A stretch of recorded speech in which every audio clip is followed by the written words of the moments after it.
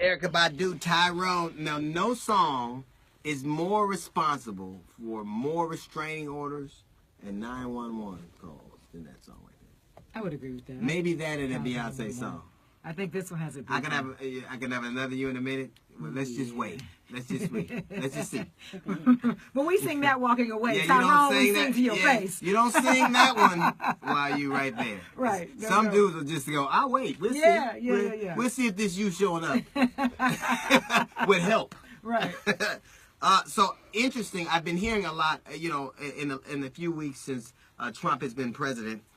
There at least have been some people who have been regretful of their decisions. Like I know there were a bunch of coal miners who were supportive of Trump, and now they were worried about whether their benefits would be taken away, right? And then there were federal workers who were supportive of Trump, and then he froze their wages. But an interesting story: there was a Syrian family, a family of Syrian immigrants who were in Pennsylvania, and they voted for him. Because they believed that he was going to keep the country safe and he was going to, slow down the borders. And they are upset now that the very reason that they voted for, the thing that they voted for him for, is what he did. Their families now can't get back in the country. Wow. And it brings me, to the poem, the famous poem that circulated in Germany. First, they came for the communists, and I did not speak up because I was not a communist. Then they came for the trade unionists, and I didn't speak up because I was not a trade unionist. And then they came for the Jews, and I didn't speak up because I wasn't a Jew. And then they came for me. That is what happens. This Syrian family heard what he said about Mexicans, heard what he said about women, heard what he'd done to other people, heard about the things that he promised to do, because this is one of the things he promised to do. Heard how divisive he was and how acrimonious he was. And they still made a choice. And now that choice has bitten him in the ass. And I feel no compassion for them. Because they were willing to visit that kind of harm and that kind of acrimony on other families as long as it didn't affect them.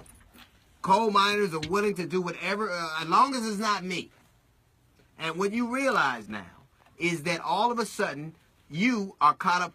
The very reason you voted for me is the very thing that your family's inconvenienced. How about looking at all things like... the old adage, do unto others that you would have them do unto you? That's not American anymore.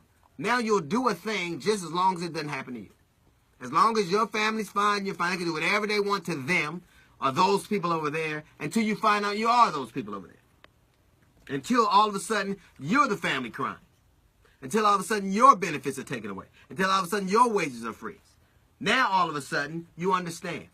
This is what happens. Because people do not seem to get that you have to have some level of compassion for people who are going through things that you are not currently. What do they say? Except for the grace of God, there go I. You were willing, and you would sit up on TV and they were crying. Imagine, but they were willing to visit that on some other family. As long as it was somebody else, it was fine. Oh, build a wall and keep the Mexicans out. Oh, take their health care away from them.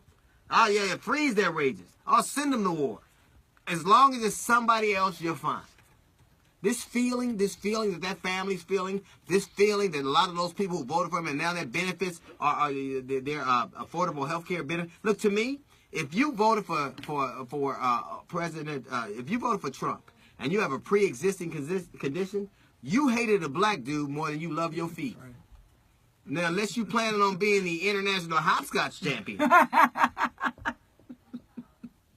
So to me, the old adage, that feeling you're feeling when you feel like the whole no one's seeing it and people are doing things to you and you're voiceless, that sickness in the pit of your stomach, feeling you're all alone, all of the coal miners and the Syrian family and the immigrants who voted for him anyway and the federal employees, that sick feeling you have, that feeling of loneliness and helplessness and nobody hearing you, that's what it's like to be a nigga. And then there's that. All right, that's a little note from the GED section. We got the Jazz Report. That's up after Bruno Mars. It's the D.L. Hughley Show.